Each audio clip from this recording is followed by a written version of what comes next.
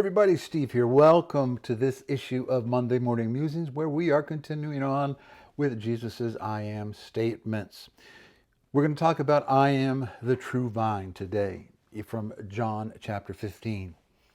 There were two metaphors, common primary metaphors concerning Israel's identity, particularly Israel's identity as the elect, covenantally favored, preferred people.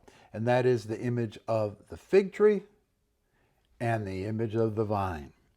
And so here in this episode, Jesus was challenging their self-understanding as a nation and that nation's relationship to Yahweh.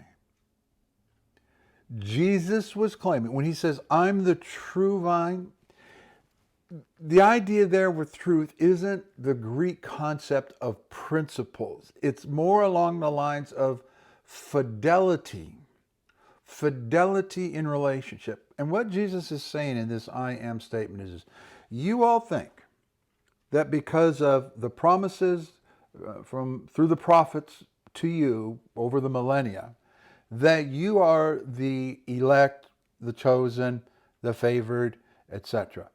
Jesus says, I am the only vine that has been faithful. And you pick this up in all the language using the prophets when they rebuke Israel. A lot of that language is very sexual in overtones. I think there's one of the prophets, I can't remember which, Ezekiel or Jeremiah, he talks to them like being a camel in heat or a mule in heat, that, you lift your tail to send your scent to fornicate with all the foreign gods. I mean, that's some pretty strong language and some strong imagery of a lack of faithfulness. Now, they were just like us. When we read the scriptures, we want to apply to ourselves all the great promises of God, hallelujah, for our victory and all that stuff. We're not so keen in all those about those chastising and rebuking passages. Well, it was the same way. The religious establishment, as it were, was presuming upon God's calling and God's election and God's faithfulness as if they were worthy of it. As a matter of fact, their understanding of the receiving the Ten Commandments at Sinai, they believed that Israel was chosen because of all the nations in the earth, they were the only ones who were capable of following Torah. That's really odd because in the story, a few months later, they're fornicating and worshiping a statue and all that stuff. In Israel's self-consciousness, they took unto themselves the reason God chose them is because they were special.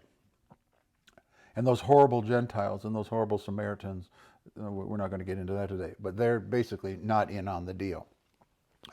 Jesus is saying that he is the only one who has been covenantally faithful to Yahweh. And as such, the promises of God are bound up in him. I am the faithful vine, not you guys. Well, that'll get you killed.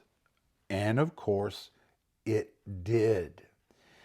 I hope even as we've gone just this far in this little series, you could feel the accumulating, just visceral disdain and hatred for this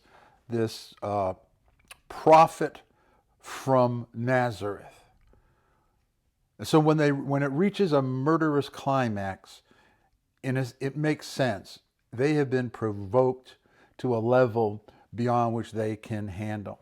It kind of shoots down the idea of, Jesus, kind of gentle shepherd, sweet and mild, never offending anybody, never hurting anybody's feelings. Nice people don't get crucified. Annoying troublemakers who bother me, who hurt me, who offend me, who challenge me, get crucified. And this is another reason why they wanted him dead, is because he claimed fidelity that they thought they had. I'll see you next time.